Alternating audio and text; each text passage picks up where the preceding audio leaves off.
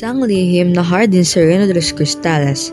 Tahimik ang paligid, tanging ang huni ng mga kuliglig at marahang pag-ihip ng hangin ang maririnig. Maliwanag ang buwan, bahagyang tinatamaan ang mukha ni Don Juan at Doña Maria. Don Juan, malapit na magising ang aking ama. Hindi siya agad maniniwala sa iyo. Susubukin ka niya ng mabibigat na pagsubok. Lahat ay may patibong. Mahal kong Doña Maria, handa akong gawin ang lahat. Sabihin mo sa akin kung paano ako makakaligtas. Kapag tinanong ka niya, huwag mong banggitin ang tungkol sa atin.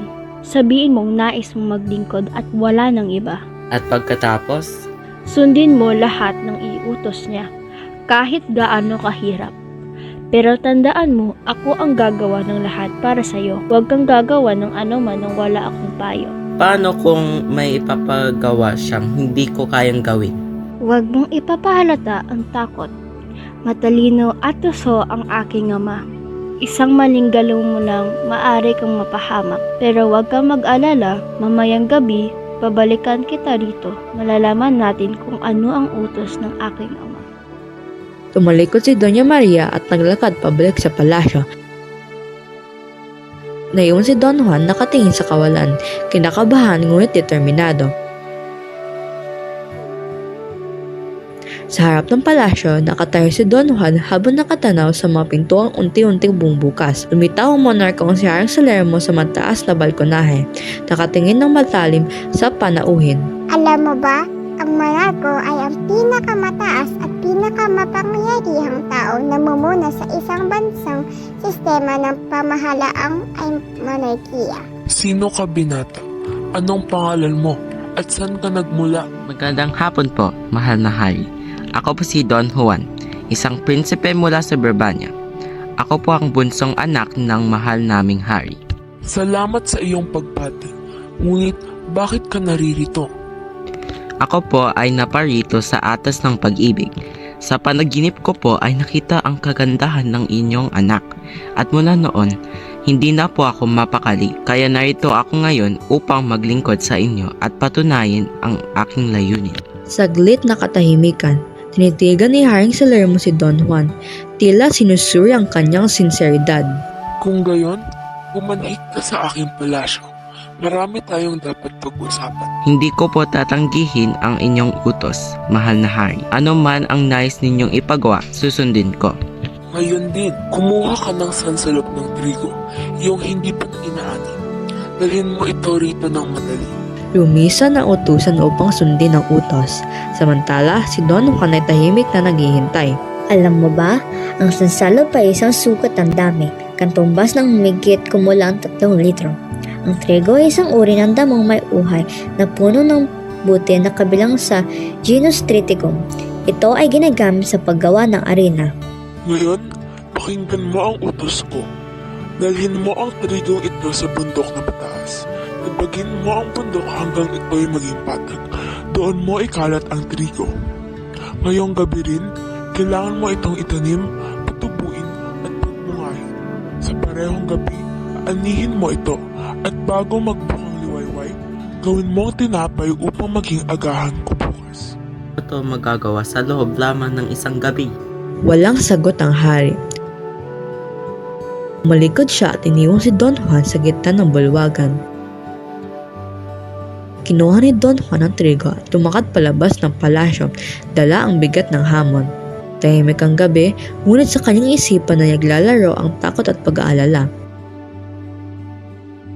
Sa palasyo, samantala, nagtitipon ang mga tagapayo ng hari, ang ilan ay nagtatawanan.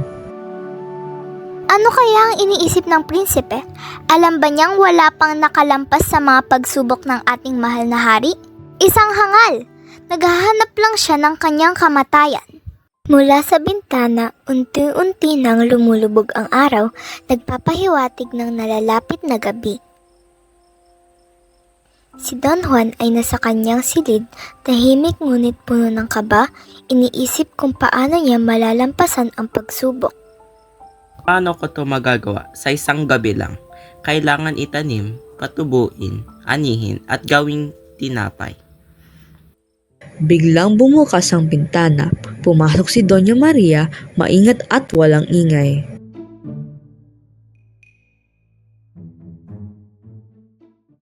Minamahal kong Don Juan. Huwag kang mabahala. Hindi kita hahayang mabigo. Mahal kong prinsesa, ang utos ng inyong ama ay hindi ko kayang gawin. Ipinakita niya ang trigo sa kanyang mga kamay. Hindi mo kailangang mag-alala. Ang mahikang negra ng aking ama ay walang laban sa mahikang blanca ko.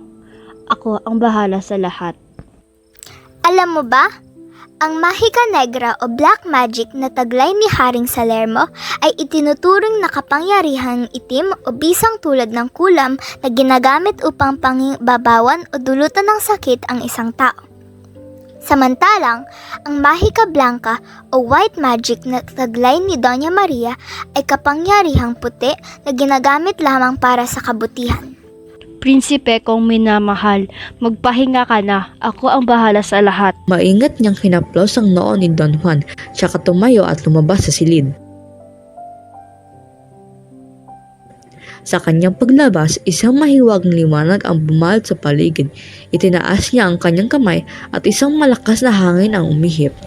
Sa isang iglap, ang mataas na bundok ay biglang lumubog hanggang sa maging patag.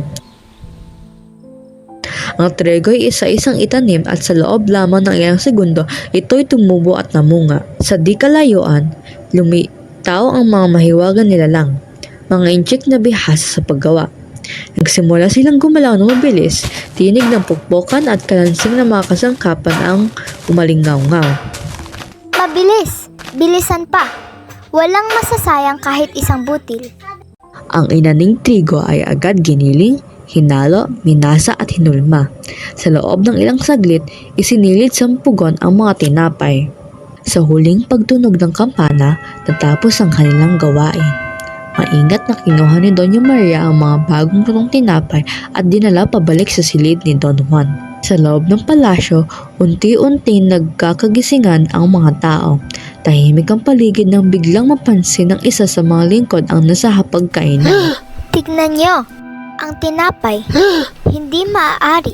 Sinong gumawa nito? Nagkagulo ang mga tauhan ng hari. Sa kanyang silid, nagising si Haring Salermo. Dahan-dahan siyang bumangon at lumabas sa kanyang silid. Nang makita ang tinapay sa hapag, nanlaki ang kanyang mga mata. Hindi ito maaaring mangyari. Sino ang gumawa nito? Sino ang tumulong kay Don Juan? Mahal na hari, marahil po'y si Prinsipe Don Juan nga ang may gawa. Ngunit papano? Imposibleng matapos niya ito sa loob ng isang gabi. Ang prinsipe pa lang ito ay kahanga-hanga. Ngunit hindi pa tayo tapos. Tingnan natin kung hanggang saan ang kanyang kakayahan. Ipatawag si Don Juan. Ilang sandali pa, dumating si Don Juan. Nakayuko siya bilang paggalang sa hari. Ikinagagalak kong makita kang muli, Prinsipe Don Juan. Ngunit bago tayo mag-usap, halika, pumanhik ka sa aking palasyo. Salamat po, mahal na hari. Ngunit mas nais ko pong tumanggap na laman ng utos. Ano pa ang nais ninyong ipagawa sa akin?